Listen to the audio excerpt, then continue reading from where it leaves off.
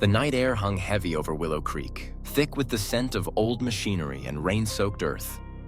It was just past 2 in the morning, and the world outside the small guard station was shrouded in darkness.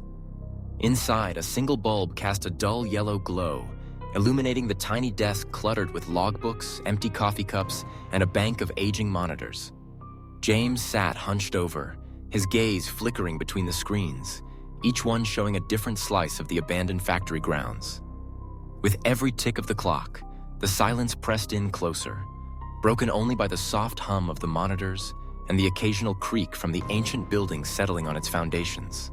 For James, this was just another night shift, another 8 hours of solitude, of watching shadows drift across deserted hallways and rusted catwalks.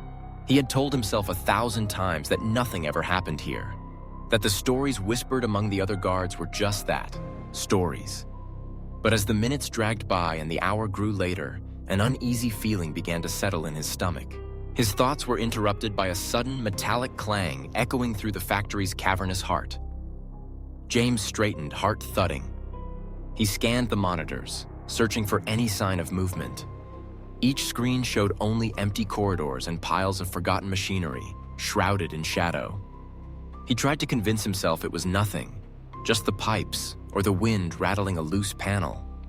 Old places like this always had their quirks, but the clanging grew louder, more insistent, reverberating through the concrete and steel. James reached for his flashlight, the beam trembling as he switched it on. The guard station's door groaned open, and he stepped out into the night, boots crunching on gravel. The flashlight flickered, casting long, wavering shadows across the yard. Far ahead, something darted behind a stack of crates. A quick, fleeting motion, almost too fast to see. James called out, his voice tight with dread.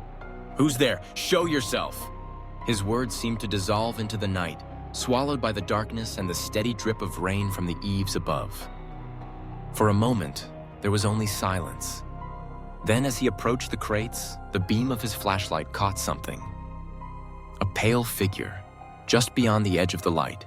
She was there and gone in an instant. A young woman, her dress torn and faded, her face a mask of sorrow and fear. James stumbled back, breath shallow, heart hammering in his chest. He blinked, trying to convince himself he hadn't seen anything at all. But the image lingered, burned into his mind. He fumbled with his walkie-talkie, static crackling through the speaker as he tried to raise someone, anyone. "Base, this is James. I think I've seen something." Only silence replied, punctuated by the soft hiss of interference. Alone, James forced himself to move forward, drawn by a compulsion he couldn't quite explain.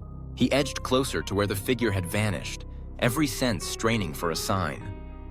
Behind him, the monitors inside the guard station flickered, images distorting into static. Faces appeared in the snow of the screen.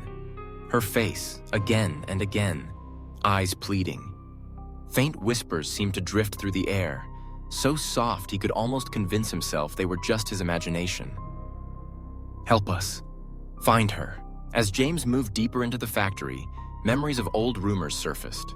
Stories of a worker who had vanished years ago, her disappearance never solved. The locals spoke of a tragedy, hushed voices telling of accidents and secrets buried beneath layers of dust and time. The whispers grew louder, echoing off the walls, urging him onward. He found himself in a forgotten office, cobwebs draped across overturned chairs and filing cabinets. On the desk, yellowed papers lay scattered, marked with notes and dates. One file, thicker than the rest, caught his eye. He opened it, hands trembling, and scanned the contents. Incident reports, statements, a photograph of the missing woman. The last entry was a single line. "Last seen entering the north wing at 2:45 a.m. never found." As he read, the lights overhead flickered violently and the radio on his belt sputtered to life. A voice, barely more than a whisper, crackled through the static. "Help! Help me!" The sound chilled him to the bone. He turned, and there she was, closer this time, her form shimmering in the uncertain light. Her eyes met his, filled with pain and desperation. Her lips parted, and she spoke, her voice as fragile as the wind through broken glass. "Help me find peace." James felt the weight of her sorrow, the centuries of longing and unrest. He reached out, his hand trembling. The air grew cold, breath misting in front of his face. For a heartbeat, her hand hovered above his, and in that moment, he understood. She needed him, not to solve the mystery of her death, but to acknowledge her pain, to bear witness to the life that had been lost and forgotten. As he closed his eyes, a wave of calm washed over him. The whispers faded, the air warmed, and when he opened his eyes once more, the apparition was gone. Only silence remained, heavy and final. James returned to the guard station, the adrenaline slowly ebbing from his veins. The monitors glowed steadily now, images clear and undisturbed. He sank into his chair, exhausted but oddly at peace, knowing he had played a part in freeing a restless spirit. Yet as the first light of dawn crept over the horizon, James caught a glimpse in the reflection of the window. A face, watching him with gratitude and something like sadness.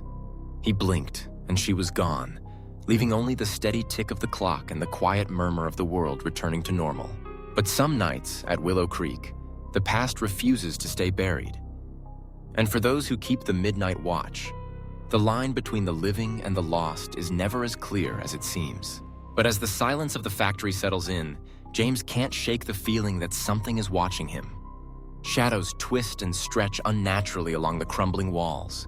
The air grows colder, breath frosting before his eyes, and distant whispers echo from the darkness, calling his name in a voice that isn't quite human. When the apparition appears, her eyes are hollow, her mouth twisted in a silent scream. Each step James takes is met with unseen hands brushing his skin, icy and desperate, urging him deeper into the factory's heart. The files he finds are stained with age and something darker, and as he reads, the ghost's cries grow louder, her sorrow now mingled with rage. Even as he tries to help her, the line between salvation and doom blurs, and James realizes that not all spirits want peace. Some simply want to never be forgotten.